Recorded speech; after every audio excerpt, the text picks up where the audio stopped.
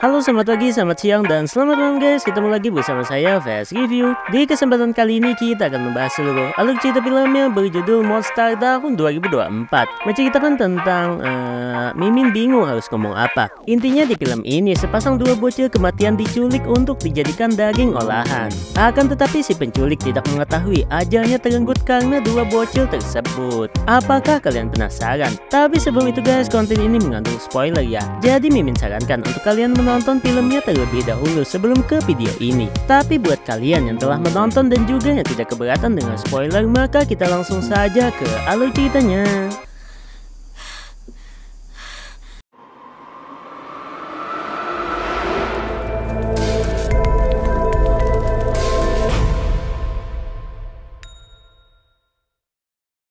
Di awal cerita kita diperlihatkan dengan dua bocil kematian yang bisa kita sebut sebagai Maya dan Bayu. Saat itu mereka baru pulang sekolah dan berpapasan dengan orang yang tak dikenal. Terlihat orang tersebut mengikuti mereka dari belakang.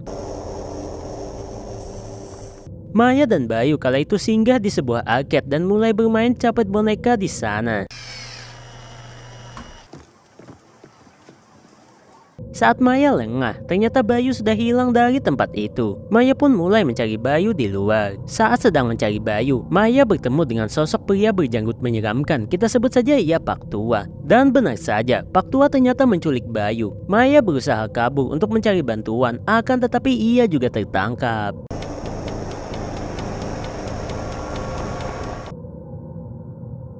Singkat cerita, mereka berdua pun dibawa ke rumah Pak Tua. Saat itu Bayu dibawa masuk dan Maya ditinggalkan di dalam bagasi mobil. Bayu dibawa oleh Pak Tua itu ke sebuah ruangan dan terlihat ia sedang memfoto Bayu. Berpindah ke dalam mobil, Maya kala itu berhasil melepaskan dirinya.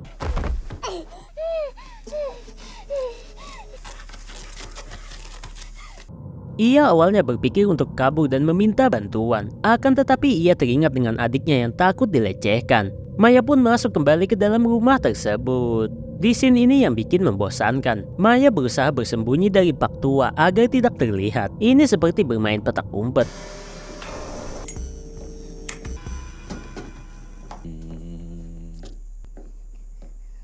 Kala itu Pak Tua menerima sebuah tamu yang memberikan sebuah box es. Nanti akan dijelaskan untuk apa box es tersebut.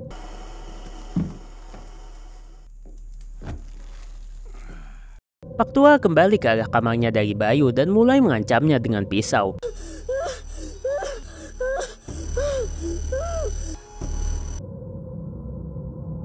Di bawah, Maya masih mencari-cari tempat di mana Bayu berada.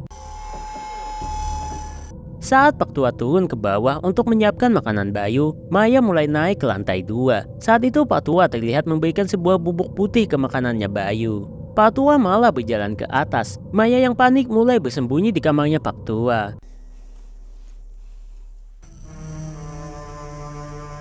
Maya melihat sebuah handcam yang sedang mengarah ke arah ranjang dari Pak Tua. Kita bisa simpulkan ya, ini mengarah kemana. Maya melihat segala macam yang ada di kamarnya Pak Tua.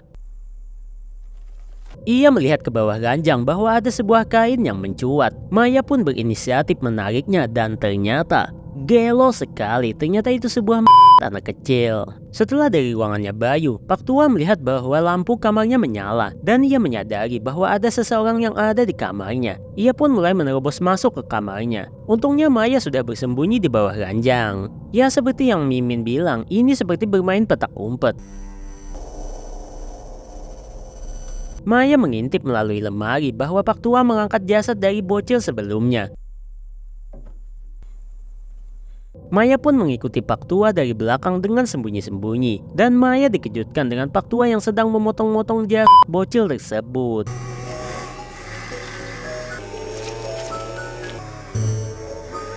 Maya yang shock kala itu berpikir ia dan adiknya harus kabur dari sana sebelum dicincang habis. Potongan badan dari bocil itu dimasukkan ke dalam box es sebelumnya. Dan kita dapat menyimpulkan bahwa pekerjaan Pak Tua ini adalah perdagangan tubuh manusia. Saat itu Maya sangat ketakutan, akan tetapi ia memberanikan dirinya untuk menemukan adiknya. Maya melihat ke sebuah ruangan dan mulai melihat keberadaan Bayu yang tertidur akibat makan donat dengan obat tidur.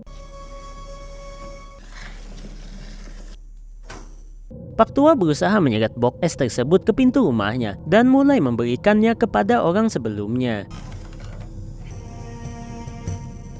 Karena Pak Tua kecapean, ia pun mulai tertidur. Pak Tua tidak menyadari bahwa ada Maya di belakangnya. Maya pun melihat kunci yang diletakkan Pak Tua di atas meja. Maya berusaha mengambil kunci tersebut dengan hati-hati.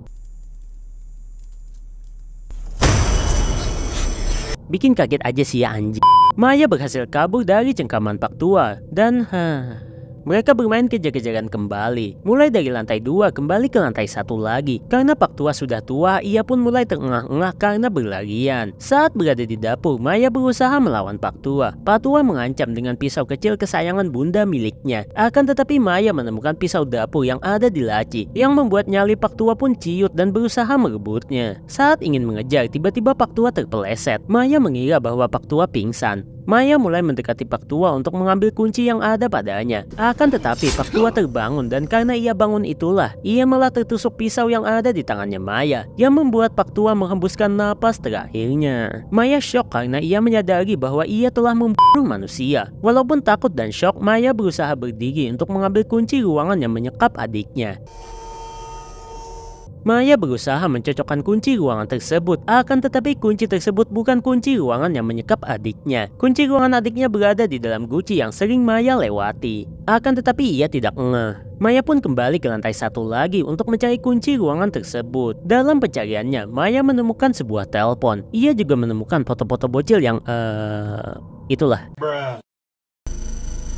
Saat sedang mencari colokan kabel telepon, ia mendengar sebuah mobil baru datang dan kita ditunjukkan fakta bahwa ada satu pembunuh lagi dengan gender cewek. Kita sebut saja ya Siti. Siti kala itu membawa makanan untuk si Pak Tua. Karena Pak Tua dipanggil tidak nyaut, Siti pun mencari Pak Tua ke lantai 2. Melihat kesempatan itu, Maya pun kembali ke dapur dan berusaha untuk menarik jasadnya Pak Tua. Sedangkan Siti di atas mulai ke ruangan yang ada Bayu. Siti mengira bahwa Pak Tua ada di sana. Ternyata hanya ada Bayu saat itu. Bayu sudah sadar dan ia berhasil melukai tangannya Siti. Siti kemudian mengancam Bayu.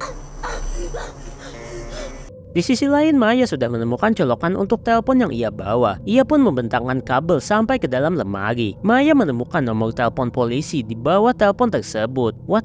Hah? Setelah menelpon polisi, ia kemudian membawa jasad dari Pak Tua keluar rumah dan menyembunyikannya di semak-semak. Siti yang berada di atas malah mencari-cari keberadaan Pak Tua di setiap ruangan.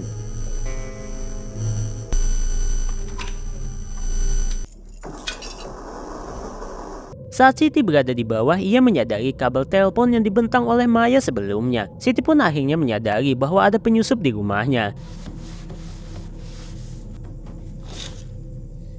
Siti kemudian menelpon Pak Tua dan ia menyadari bahwa suara HP Pak Tua berada di semak-semak. Ia pun melihat jasad Pak Tua di semak-semak tersebut. Siti pun mulai mengamuk di dalam rumah karena kepergiannya Pak Tua. Siti tidak menyadari bahwa Maya sudah ada di belakangnya untuk mengikutinya. Kala itu Siti ingin kabur dari tempat tersebut. Sebelum itu pipis dulu ya kan. Maya juga masuk ke dalam kamar dan tanpa sengaja ia menyenggol koper milik Siti, yang membuatnya harus bersembunyi. Karena kopernya terjatuh, Siti menyadari bahwa ada seseorang di ruangan tersebut dan tiba-tiba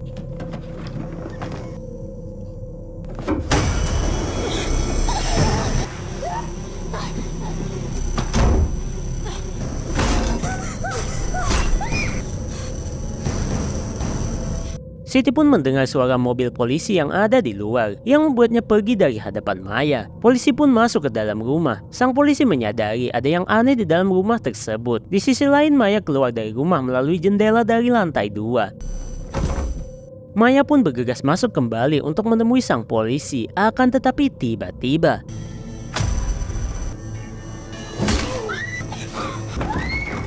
Siti pun mengambil pistol sang polisi dan mulai mengejar Maya. Kejar-kejaran pun terjadi hingga Maya bisa menjebak Siti dengan memukulkan guci ke kepalanya Siti yang membuatnya terkapar di tangga. Maya pun mendapatkan kunci ke ruangannya Bayu. Karena kaki Bayu di lantai, Maya pun berusaha untuk membukanya dengan kunci. Akan tetapi tidak ada satupun kunci yang cocok. Ia pun teringat dengan gergaji mesin. Maya pun mulai mengambilnya untuk memotong rantai yang ada di kakinya Bayu. Dan ternyata cara itu berhasil.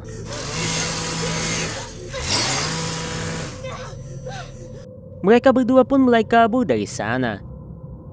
Saat sampai di tangga, Maya melihat sudah tidak ada lagi Siti di sana, yang membuatnya khawatir dan mulai berhati-hati.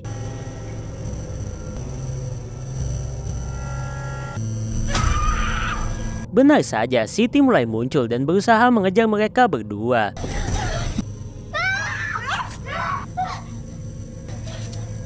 Maya dan Bayu sampai ke garasi mobil. Mereka mengambil sepatu milik mereka dan mereka juga menemukan sepeda di sana.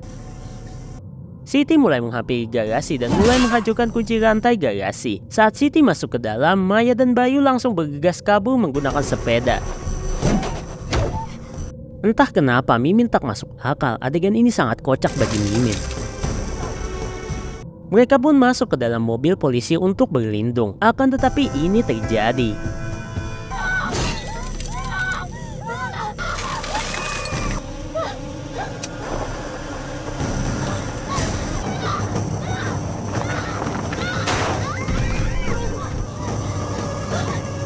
Karena mobil polisi yang rusak, dua bocah kematian pun kembali untuk mengambil sepeda yang bahkan mereka lebih memilih untuk jalan.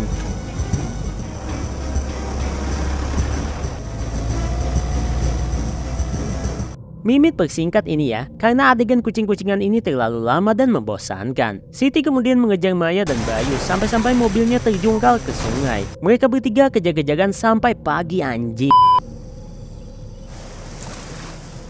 Saat di sungai, akhirnya mereka bertemu. Dan saat Siti ingin membelah mereka menjadi dua dengan kapak yang ia bawa, ia malah ditembak mati oleh polisi. Dan dengan scene ini film pun selesai. Jujur saja Mimin tidak terlalu suka dengan filmnya sih. Genre filmnya kan menegangkan ya, tapi Mimin gak merasa tegang, malahan bikin ngantuk. Beda tegangnya ya, tapi ya semua tergantung pendapat kalian dalam menerima sebuah film. Oke guys, sampai di sini dulu ya. Jangan lupa like, comment, share, dan subscribe ya, biar Mimin semakin semangat untuk membuat konten alur cerita seperti ini guys. Mimin pamit, wassalam.